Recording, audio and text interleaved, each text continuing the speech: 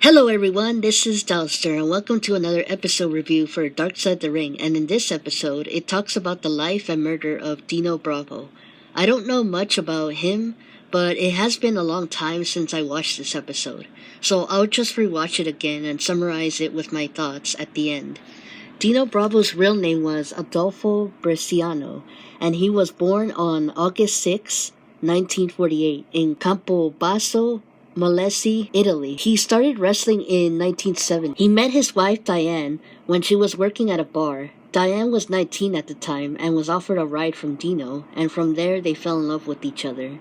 Dino got into a wrestling promotion called Montreal International Wrestling, which in the 80s was leading the TV ratings in Quebec, Canada. Montreal International Wrestling had wrestlers such as Rick Martel, Andre the Giant, and King Tonga. Dino was a huge star in Montreal, Quebec, and was a hero to the people over there.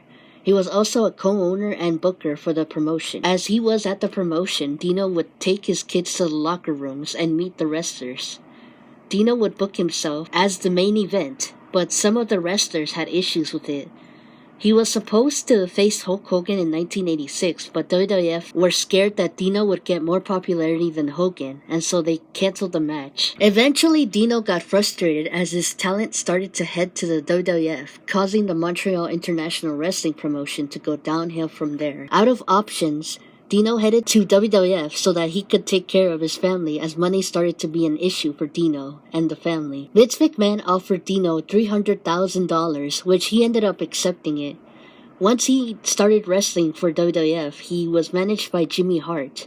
Dino made a lot of money over there and was able to get his family a big house along with a Mercedes-Benz.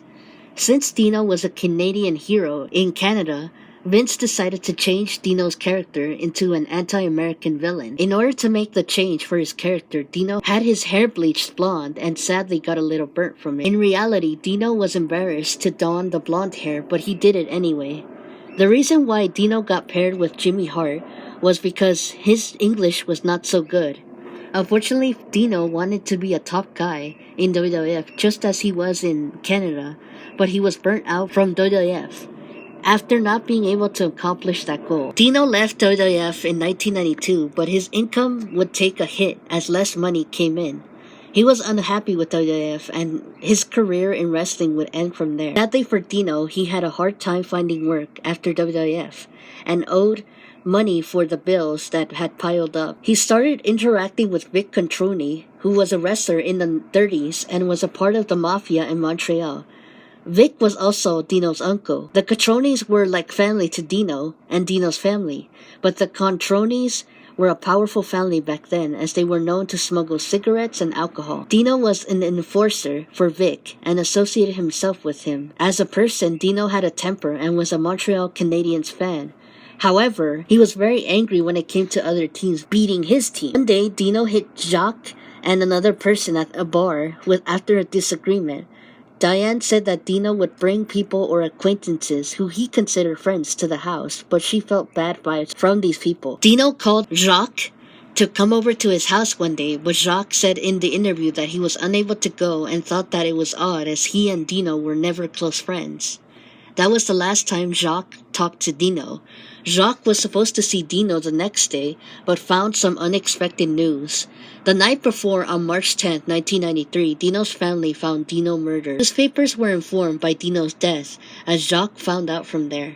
In the newspapers, it said that Dino was shot with 11 bullets to the body and 7 bullets to the head. Diane said in the episode that she doesn't like to talk about the day that Dino died, as it makes her sad. At midnight on March 10, 1993, Diane was 28 years old back then, as she pulled her car to the house as a 6-year-old Claudia was in the back seat sleeping. It was a wintry storm that night as Claudia had ballet practice before they went home. Diane found Dino's body before 12:30 a.m.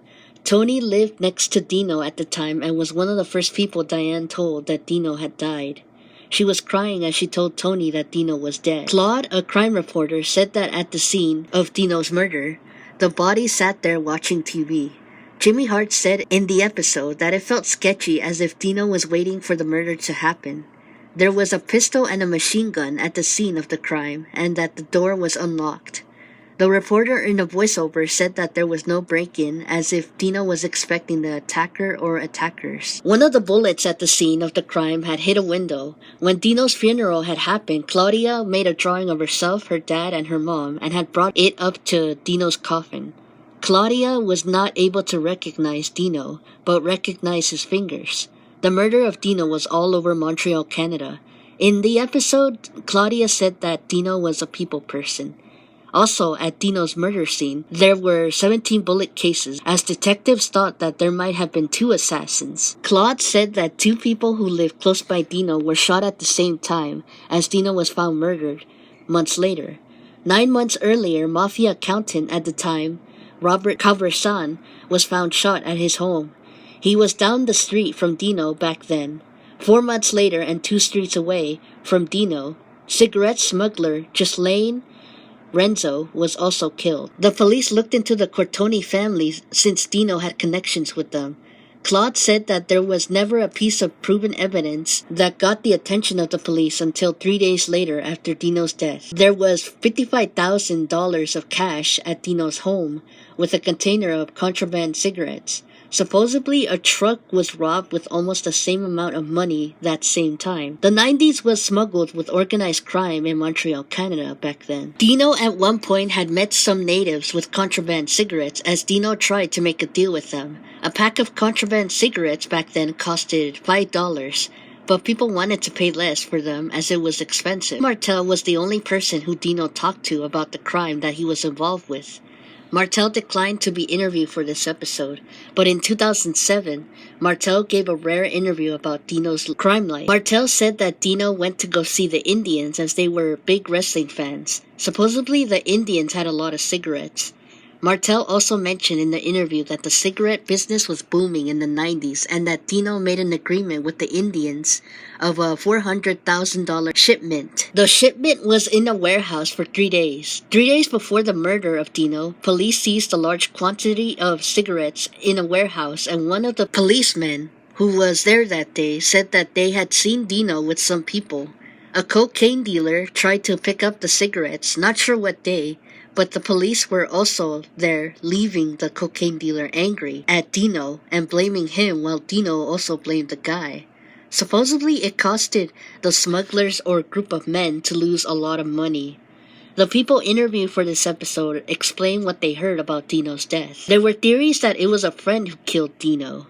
Another theory might have been that one person was trying to make it seem as if 2 people killed Dino. Andre, also a crime reporter, thought it was a motorcycle gang. He said that he had never heard of natives being involved with crimes before. Dino's family still wonders to this day what had happened to Dino on the day that he was murdered. The Quebec police declined to be interviewed for this episode. Tony had a picture of Dino with Claudia and another with himself and Dino heading to work. Diane said that Dino's mom tried to be strong and move forward with her life without her son, as Diane took it as an influence to lean upon. Claudia said that her mom got rid of Dino's stuff as it was hard for her mom to move forward with her life. She said that her father was a very nice man behind the character. Diane wants people to remember Dino as a proud man. Claudia has forgiven Dino for making bad decisions and wished that he was alive to see her 2 kids. As of today, Dino's case still remains open. If you have any inside information or know something about Dino's murder, you can contact 1-450-662-INFO. I as in iguana, N as in night, F as in fish, O as in octopus. Info. Interviewers for this episode are Jimmy Hart, Claudia Bresciano, Dino's daughter, Diane Revest, Dino's widow, Patrick Laprade, wrestling historian, Tony Mule, promoter, Gino Brito, promoter, Jacques Rogu the Mountie, Andres Sedelot, crime reporter from Montreal, and Claude Poirier, crime reporter from Montreal. Other facts about Dino is that Dino was an Italian-Canadian. He was trained by Canadian wrestler Gino Brito and worked in Lutte International before going to Montreal International Wrestling. Interesting fact, he trained in amateur wrestling at the age of 12. He took the name Dino Bravo from a wrestler who wrestled in the 60s. Gino was billed as Dino's brother in wrestling. Throughout his life, Dino wrestled in promotions such as NWA Hollywood, IWA, GCW, Mid-Atlantic Championship Wrestling, AWA, WWF, New Japan Pro Wrestling, and lastly WWF, now called WWE. Dino was in the Dream Team with Greg Valentine as Brutus Beefcake was kicked out of it. His last match was on March 17, 1992, and won against Richard Charland. When he retired, he helped train wrestlers in Montreal. According to Bret Hart, he said that Dino had told some of his friends that his days were numbered before he was found murdered. He's held numerous titles in the wrestling promotions, except New Japan Pro Wrestling. In Pro Wrestling Illustrated, Dino was ranked 179 out of 500 for Best Singles Wrestlers in 2003 for the PWI years. I give this episode an 8 out of 10 as it was the only media source to obtain more information regarding how Dino might have died. At the end of the day, someone murdered Dino, and the case is sadly still a mystery. I feel really bad for Dino's family and hope that they get justice as soon as possible. They lost an important member of the family who was a father and a husband. I mostly feel bad for Claudia as she was 6 years old when her father died, and at the early ages of childhood is when the child needs their parents the most. When it comes to the mafia, they are no joke, as I heard some stories that partnering up with them always leads to someone getting hurt or, in the worst case scenario, wound up dead. That's pretty much it and all I have right now. But let me know what you guys think, and I'll see you guys in the next video. Comment, like, or subscribe. But until next time, take care of your mental health and everyone around you, and I'll do the same too. Bye guys.